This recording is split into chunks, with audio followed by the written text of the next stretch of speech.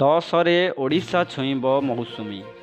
ଏଥର ଠିକ୍ ସମୟରେ ଓଡ଼ିଶା ଛୁଇଁବ ଦକ୍ଷିଣ ପଶ୍ଚିମ ମୌସୁମୀ ବାୟୁ। କେରଳକୁ 2 ଦିନ ବିଳମ୍ବରେ ମୌସୁମୀର ଆଗମନ ହୋଇଥିଲେ ସୁଦ୍ଧା ଓଡ଼ିଶାକୁ ଆଗମନରେ ବିଳମ୍ବ ହେବ ନାହିଁ। ଆସନ୍ତା 11 ତାରିଖରେ ଉତ୍ତର ବଙ୍ଗୋପସାଗରର ଓ ଏହାର ଆଖପାଖ ଅଞ୍ଚଳରେ ଏକ ଲଘୁଚାପ ସୃଷ୍ଟି ହେବାକୁ ଯାଉଛି।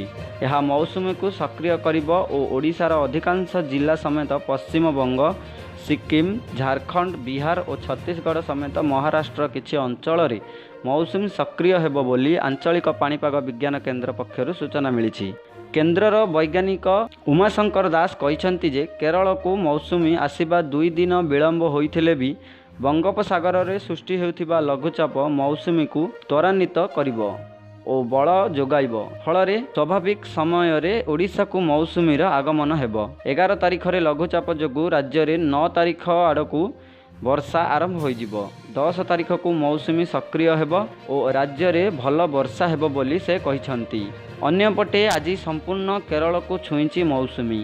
ଏଥିସହ ସମ୍ପୂର୍ଣ୍ଣ ଦକ୍ଷିଣ ଆରବ ସାଗରର ସମେତ ଲକ୍ଷଦ୍ୱୀପ ଉପକୂଳ ଓ ଦକ୍ଷିଣ ଆଭ୍ୟନ୍ତରୀଣ କର୍ଣ୍ଣାଟକର ଅଧିକାଂଶ ସ୍ଥାନ, ଉତ୍ତର ଆଭ୍ୟନ୍ତରୀଣ କର୍ଣ୍ଣାଟକର କିଛି ଅଞ୍ଚଳ, ତାମିଲନାଡୁର ଆଉ କିଛି ଅଞ୍ଚଳ ଓ ଆନ୍ଧ୍ରପ୍ରଦେଶର କେତେକ ଅଞ୍ଚଳରେ ବି ମୌସୁମୀ ସକ୍ରିୟ ହୋଇଛି। କେନ୍ଦ୍ରର ସୂଚନା ମୁତାବକ ରାଜ୍ୟରେ ଆସନ୍ତା 2 ଦିନ ପାଗ ଶୁଖିଲା ଓ ଖରାଟିଆ ରହିବ।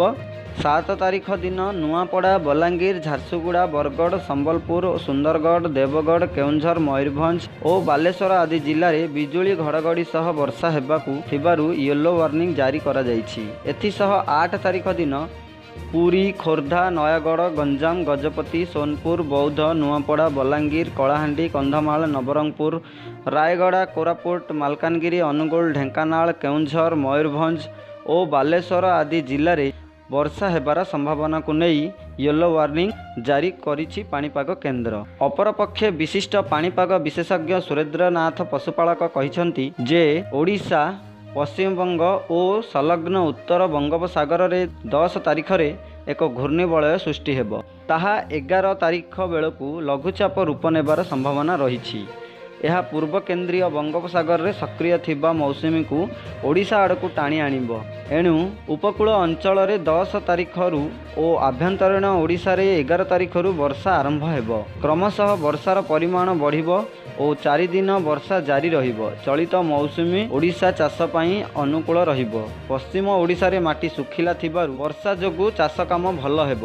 ଉତ୍ତର ଉପକୂଳରେ ମାଟି ଆର୍ଦ୍ର ଥିବାରୁ ଜଳ ନିଷ୍କାସନର ବ୍ୟବସ୍ଥା କରିବାକୁ ଡକ୍ଟର ପଶୁପାଳକ ପରାମର୍ଶ ଦେଇଛନ୍ତି। ଭିଡ଼ିଓଟି ଯଦି ଆପଣମାନଙ୍କୁ ଭଲ ଲାଗିଛି ତାହେଲେ ଲାଇକ୍ କରନ୍ତୁ।